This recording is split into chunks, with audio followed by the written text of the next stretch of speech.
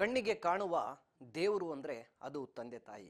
ಗುಡಿ ಕಟ್ಟಿ ದೇವರ ಸ್ವರೂಪದಲ್ಲಿ ತನ್ನ ತಂದೆ ತಾಯಿಯನ್ನು ಆರಾಧಿಸುವ ಮೂಲಕ ದಾನ ಧರ್ಮ ಮಾಡುತ್ತಿರುವ ಇವರು ತಂದೆ ಹುಟ್ಟುಹಬ್ಬದ ಹಿನ್ನೆಲೆ ಬಡವರಿಗೆ ನೆರವಾಗಿದ್ದಾರೆ. ಅಷ್ಟಕ್ಕೂ ಇಷ್ಟು ಅದ್ಧೂರಿಯಾಗಿ ತಂದೆ ಜಯಂತ್ಯೋತ್ಸವವನ್ನು ಮಾಡಿದ್ದಾದರೂ ಯಾರು? ಕಾರ್ಯಕ್ರಮ ಹೇಗಿತ್ತು? ಆ ಕುರಿತಾದ ಕಂಪ್ಲೀಟ್ ರಿಪೋರ್ಟ್ ಇಲ್ಲಿದೆ. ಪ್ರತಿ ವ್ಯಕ್ತಿಯ ಜೀವನದಲ್ಲಿ ತಂದೆ ತಾಯಿಯರ ಪ್ರಭಾವ ಅತ್ಯಮೂಲ್ಯವಾಗಿದೆ. ಜೀವಂತ ಇರುವ ತಂದೆ ತಾಯಿಯಲ್ಲಿ ದೇವರು ಕಾಣದೇ ಇದ್ದಲ್ಲಿ ಕಲ್ಲಲ್ಲಿ ಹೇಗೆ ದೇವರು ಕಾಣುತ್ತಾನೆ? ನಮ್ಮನ್ನು ಹೆತ್ತ ತಂದೆ ತಾಯಿಯ ಪಾದದ ಸನ್ನಿಧಿ ನಿಜವಾದ ದೇವಾಲಯದ ರೀತಿ ಎಂದು ಪೂಜಿಸುವ ಸಮಾಜ ಸೇವಕರಾದ ರಾಘವೇಂದ್ರ ರೆಡ್ಡಿ ಅವರು ತನ್ನ ತಂದೆಯ ಹುಟ್ಟುಹಬ್ಬದ ಜಯಂತ್ಯೋತ್ಸವ ಕಾರ್ಯಕ್ರಮವನ್ನು ಹಮ್ಮಿಕೊಂಡಿದ್ದರು.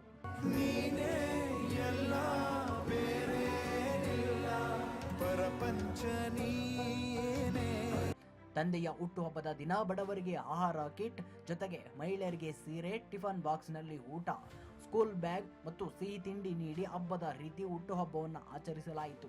ಇದರ ಜೊತೆಗೆ 144 ವರ್ಷಗಳ ನಂತರ ನಡೆಯುತ್ತಿರುವ ಕುಂಭಮೇಳದಲ್ಲಿ ಪುಣ್ಯ ಸ್ನಾನ ಮಾಡಲಾದ ಜನರಿಗೆ ಅದರ ಲಭ್ಯತೆ ಸಿಗಲಿದೆಂದು ತನ್ನ ಹಿತೈಷಿಗಳನ್ನ ಕುಂಭಮೇಳಕ್ಕೆ ಕಳುಹಿಸಿ ತೀರ್ಥ ಜಲ ತಂದು ಸಾರ್ವಜನಿಕರಿಗೆ ವಿತರಿಸಿದರು.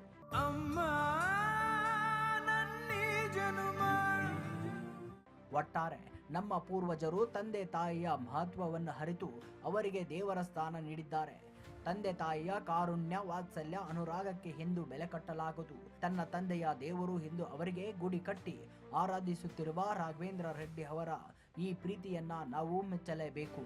ಜನ್ಮದಿನದ ಪರವಾಗಿ ಸ್ಮರಣೆಯನ್ನು ಮಾಡಲಿಕ್ಕೆ ಒಂದು ದೇವಸ್ಥಾನವನ್ನು ಕಟ್ಟಿ ಇಲ್ಲಿ ಅಸಂಖ್ಯಾತ ಬಡವರಿಗೆ ಬಟ್ಟೆ, ಸೀರೆ, ರೇಷನ್ನು, ಊಟ, ಟಿಫಿನ್ ಬಾಕ್ಸು, ಅಗತ್ಯ ವಸ್ತುಗಳನ್ನು ಅವ್ರಿಗೆ ಕೊಡೋದ್ರ ಮುಖಾಂತರ ಒಂದು ವಿಶಿಷ್ಟವಾದಂಥ ಕಾರ್ಯಕ್ರಮವನ್ನು ಆಚರಣೆ ಮಾಡೋದ್ರ ಮುಖಾಂತರ ನಾವೆಲ್ಲರೂ ಇಲ್ಲಿರುವಂಥದ್ದು ಯಾವುದು ಶಾಶ್ವತ ಅಲ್ಲ. ನಾವು ಒಂದಲ್ಲ ಒಂದು ದಿನ ನಮ್ಮ ಆತ್ಮವನ್ನು ಇಲ್ಲಿ ಬಿಟ್ಟು ಹೋಗಲೇಬೇಕಾಗತ್ತೆ. ಅಂಥ ಸಂದರ್ಭದಲ್ಲಿ ಒಂದು ಚಿರಶಾಂತಿ ಧಾಮವನ್ನು ಒಂದು ದೇವಸ್ಥಾನದ ಥರ ಮಾಡಿ ಇಲ್ಲಿ ಬರಲಿಕ್ಕೆ ಭಯ ಬೀಳುವಂಥವರಿಗೆ ದೇವಸ್ಥಾನದ ಮಾದರಿಯಲ್ಲಿ ಬಂದು ಶಾಂತಿಯನ್ನು ಕೊಳ್ಳುವಂಥ ಒಂದು ಜಾಗ ಆಗಿ ಪರಿವರ್ತನೆ ಮಾಡಿದಂಥ ರಘು ರೆಡ್ಡಿಯವರ ಈ ಭಾವನೆಗಳು ಪ್ರತಿಯೊಬ್ಬ ಕನ್ನಡಿಗನಲ್ಲೂ ಪ್ರತಿಯೊಬ್ಬನಲ್ಲೂ ಬರಬೇಕು.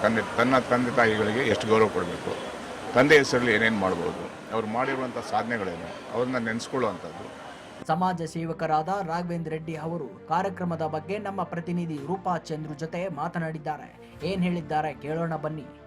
ತಂದೆ ತಾಯಿಗೆ ದೇವರ ಸ್ವರೂಪವನ್ನು ನೀಡಿ ತಂದೆಯನ್ನು ದೇವರ ರೀತಿ ಆರಾಧನೆ ಮಾಡುವಂತಹ ಸಮಾಜ ಸೇವಕರಾದಂತಹ ರಾಘವೇಂದ್ರ ರೆಡ್ಡಿ ಅವ್ರನ್ನ ಮುಟ್ಟಿಗಿದ್ದಾರೆ. ಬನ್ನಿ ತಂದೆ ತಾಯಿ ಬಗ್ಗೆ ಅವ್ರು ಏನು ಹೇಳ್ತಾರೆ, ಅದ್ರ ಜೊತೆಗೆ ತಮ್ಮ ಸಮಾಜಮುಖಿ ಕೆಲಸ ಕಾರ್ಯದ ವಿಚಾರವಾಗಿ ಏನು ಮಾತನಾಡ್ತಾರೆ ಅಂತ ಕೇಳ್ತಾ ಹೋಗೋಣ.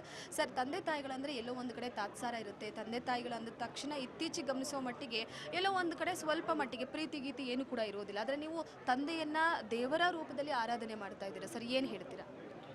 ಯಾಕಂದರೆ ಈಗ ತಂದೆ ತಾಯಿ ಈಗ ನಮಗೆ ಏನು ಬೇಕಾದರೂ ಹಣ ಕೊಟ್ಟರೆ ಎಲ್ಲ ಸಿಗುತ್ತೆ.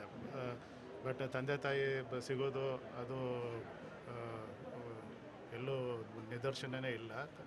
ಎಷ್ಟೇ ಕೋಟಿ ಇದ್ರೂ ಕೂಡ ತಂದೆ ತಾಯಿ ಒಂದು ಸರಿ ಸಿಕ್ಕಿದ ಮೇಲೆ ಮತ್ತೆ ಆಕಾಶದಲ್ಲಿ ಮುಂದಿನ ಜನ್ಮದಲ್ಲಿ ನೋಡ್ತೀವೋ ಇಲ್ವೋ, ಮತ್ತು ಈ ಜನ್ಮದಲ್ಲಿ ನಾವು ಅವ್ರನ್ನ ಒಂದು ಸರಿ ಕಳ್ಕೊಂಡ್ರೆ ಅವ್ರನ್ನ ಆಕಾಶದಲ್ಲಿ ನಕ್ಷತ್ರಗಳಂತೆ ಕಾಣಬೇಕಾಗುತ್ತೆ. ಅದರಿಂದ ಇದು ನಮ್ಮ ದೇವ್ರು ಕೊಟ್ಟಿರೋಂಥ ವರ ಇದು.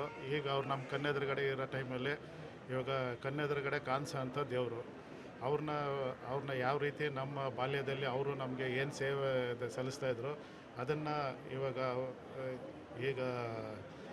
ಈಗ ನಾವು ಅವ್ರಿಗೆ ಇವಾಗ ನಮಗೇನು ಸೇವೆ ಸಲ್ಲಿಸಿದ್ರೆ ಈಗ ನಾವು ಅವ್ರಿಗೆ ಸಲ್ಲಿಸಬೇಕಾಗಿರೋಂಥ ಸಮಯ ಬಂದಿದೆ. ಅದರಿಂದ ನನಗೆ ಈಗ ತಕ್ಷಣಕ್ಕೆ ಕಣ್ಕಾರುವಂಥ ದೇವರಂದರೆ ನನಗೆ ಜನ್ಮ ಕೊಟ್ಟಿರೋ ತಂದೆ ತಾಯಿ.